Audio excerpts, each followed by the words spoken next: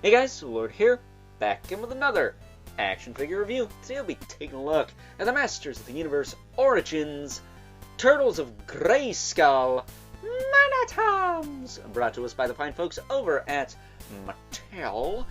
And I'm just going to cut right to the chase and get into the meat and taters of this review. Starting off with all the accessories Man-at-Arms has to offer. That is his iconic club weapon.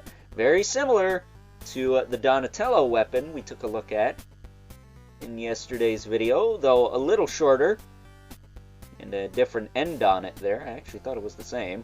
You can see that Donatello's has a little tab go into Man-at-Arms, and now you got this big long sumbitch.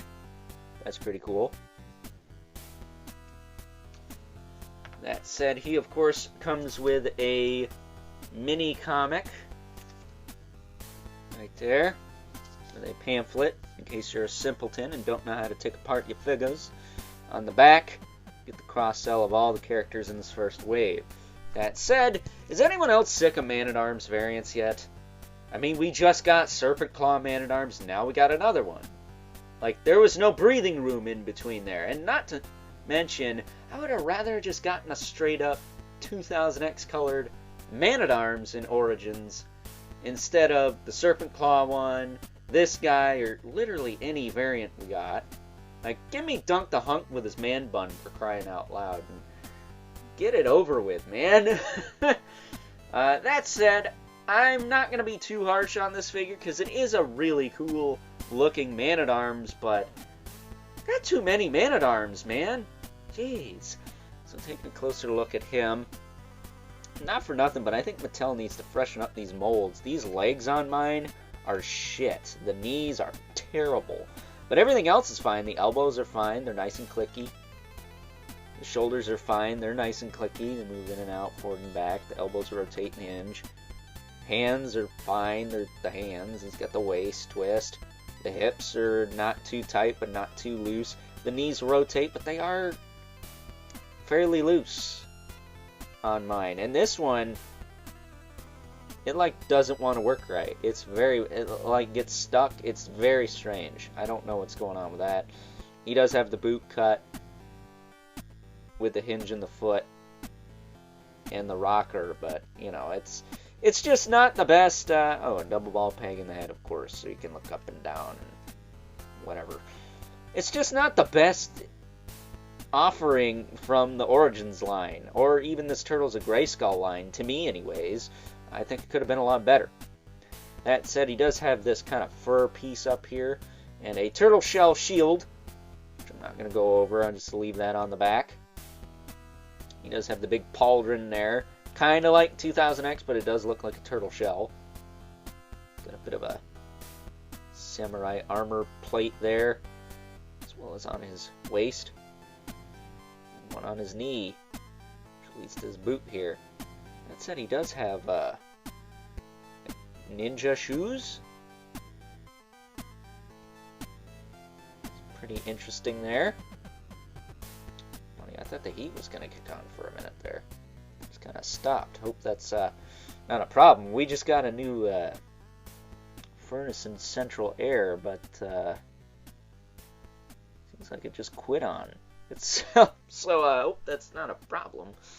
But either way, that's Turtles of Greyskull Man-at-Arms in a nutshell. Nothing too crazy, really. Seems to be the peg warmer of the wave, along with the Mutant He-Man. But to be honest with you, a little bit more excited about the Mutant He-Man, but we'll get to that when we get to that, I suppose. So with that being said, speaking of getting to things, why don't we cut right to the chase and take a look at some size comparisons. First up, here is good old Dunk the Hunk. Oh yeah.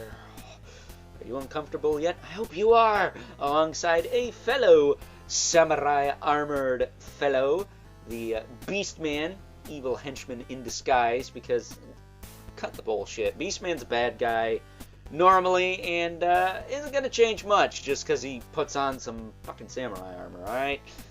Quit kidding around with us, Mattel. And then we also have another Man-at-Arms, essentially, but from the turtle side of things, Good old Donatello. And I gotta tell you, Donatello and Man-at-Arms look great together. Much better than their weapons do together. So, getting these two out of the way. Bringing our two regulars. The Mythic Legion's Brother Mandibulus. Right there. He's all the way over there. There we go. As well as the infamous Spawn, who, since he's not a 5.5-inch figure, towers over everyone. So, with that being said, it is time now that we wrap things up. Some final thoughts. Overall, and while he may be a step up from the previous Man-at-Arms figure we received in the Masters of the Universe Origins line, I have to say that this Turtles of Greyskull offering of good old Dunk the Hunk still leaves a little to be desired, and I'm not 100% sure why that is, because even compared to the likes of Mutant He-Man, he just seems to fall flat for me.